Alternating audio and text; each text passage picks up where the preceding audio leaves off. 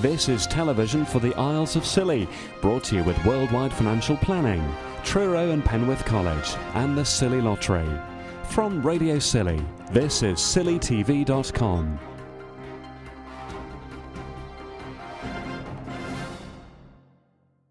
Mention the word bat, and it brings either fear or fascination. Islanders and visitors have had a chance to see images and read books about the species, as well as hearing the sound of the bats that inhabit Scilly. Mike and Anne Gurr of the island's bat group were attendees at the Wildlife Trust Fun Day on Holgate's Green. Bat enthusiasts can spot the difference from sounds picked up on their bat detector. This is a pipistrelle.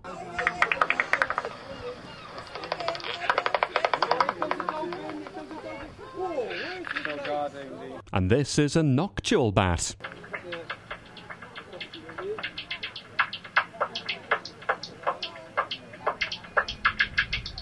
Mike says the recordings were made using a receiver that locks onto their frequency, which is above the range of the human ear. And what the bat detector does is to translate the sonic calls of the bat, which we can't actually hear, into a sound that we can hear. The group's gained more prominence in the past 3 years as a body that has a say in planning decisions.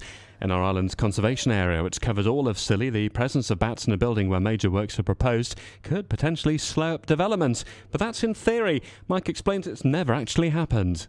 I don't know whether it surprises or not. It's just a fact that I'm not sure how many buildings we've surveyed in the 3 years that we've been doing it, but on average I should think a dozen every year, and we still haven't found any. Whether it surprises us, I don't really know. We didn't know really what to expect when we started this business. As consultees for the planning process, the bat group's never had hassle here, but that's not the case up country. I mean, one thing when we started as bat wardens, that we were both a bit apprehensive that we might encounter people who are, slightly resentful, shall we say, or worried in case we would find bats. And in every single case, I think, we found nothing but interest and cooperation with the householders in Scilly.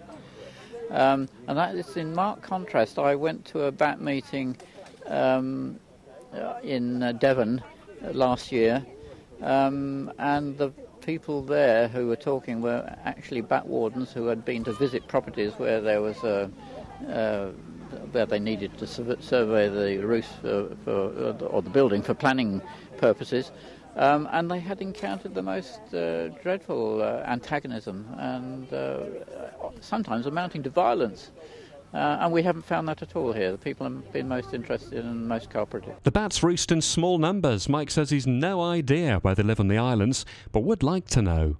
I think it would very rarely end up with a situation where you had to say that particular building couldn't take place. One might have to say, well, if you can delay that for 2 or 3 months when we know that they will have moved out of the roost, if there's a maternal roost, for example, which would be there from, say, April until August, say, then they move out and they go into other roosts in 1s and 2s. So it might mean delaying your building project until that's happened. There's now so much interest in the bats, they're limiting the number on the bat group walks and advising you book in advance through the Wildlife Trust on St Mary's Quay.